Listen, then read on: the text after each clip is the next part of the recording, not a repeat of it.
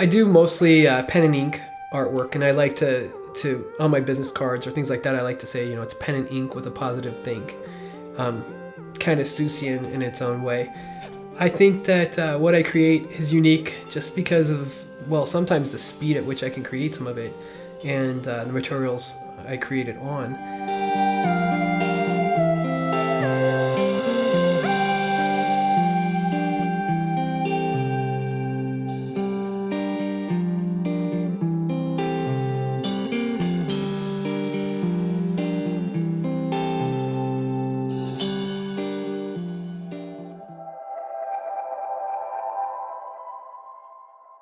A lot of it's just playful. And if I'm playing and having fun, I'm more creative. There are times, though, that I'll go through periods where I've got to get up early and start drawing first thing, and I just have such a drive to draw. It's crazy. And I love it. And then there are other times where I could care less. I have no interest in drawing whatsoever, and it's just like writer's block. You have times where nothing wants to flow. But I find the best way to get through it is to just draw anyway.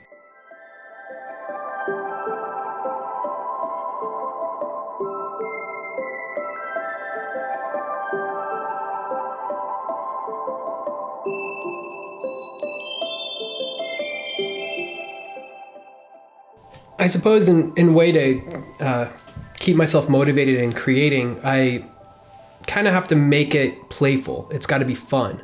When I've done things that are commissioned, I have a harder time because there's too much direction. I find that if I want to create and be creative, I have to play.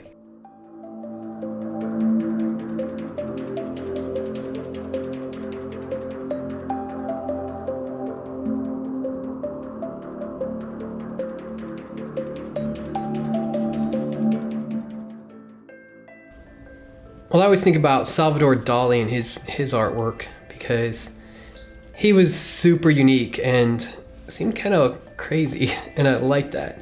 Because I think when you really let loose with creativity, you explore things that you would not normally think about even doing.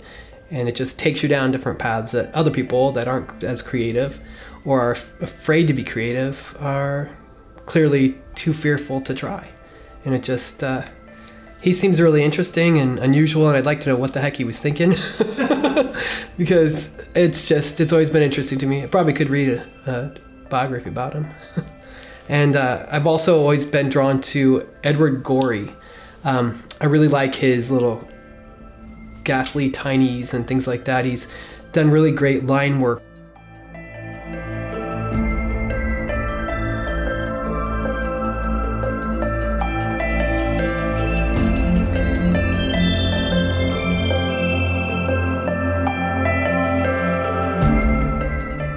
One of the things that got me into drawing so much in recent years was a combination of having all kinds of food allergies and still wanting to go out to eat. And in order to save myself and the people that waited on me, I printed up a laminated allergy list to help them out.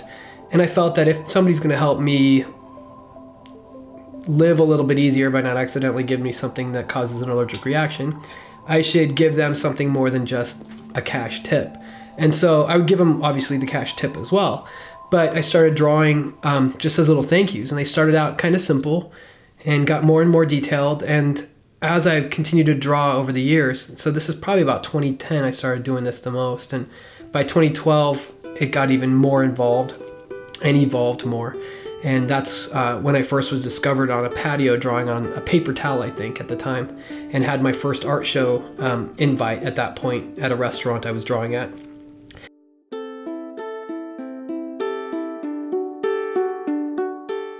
In the back gallery space of a gallery in Denver, Santa Fe Art District, there was a former studio, a painter's studio, and there's a little notch in the baseboard, and it had the word Cantina written over it.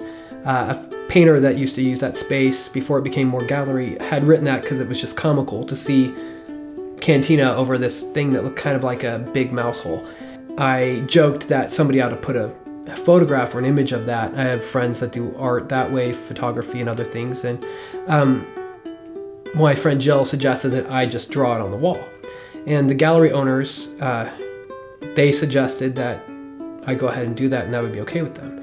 And so I came in, and over a period of maybe 6 months or more, I would draw just a little bit for like in an evening or a weekend, because they typically were only open for 5 hours a day on the days they were open. And every once in a while I would go on a first Friday and draw more.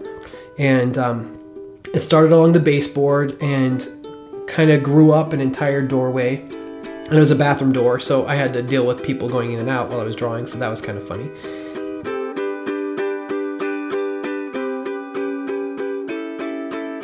Most of the time, all I have to do is go out there and just draw for others, and then I'm drawing for myself. It brings me back into creating for myself.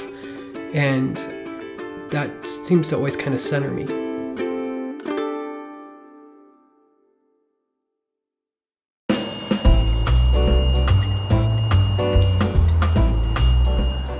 I love how you've got like a little peak. Well, right now the sun's gone away from it, but you get this little peak of really cool architecture in the older stuff in between some of the newer buildings.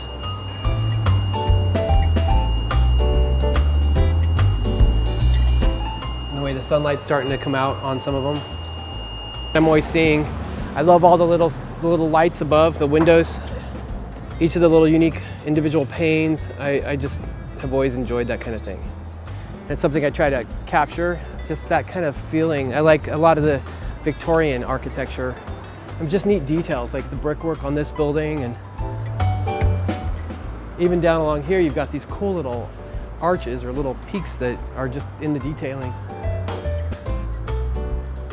I try to emulate that sometimes in my own drawings, and sometimes I capture it, sometimes it's lost, but it'll inspire it either way.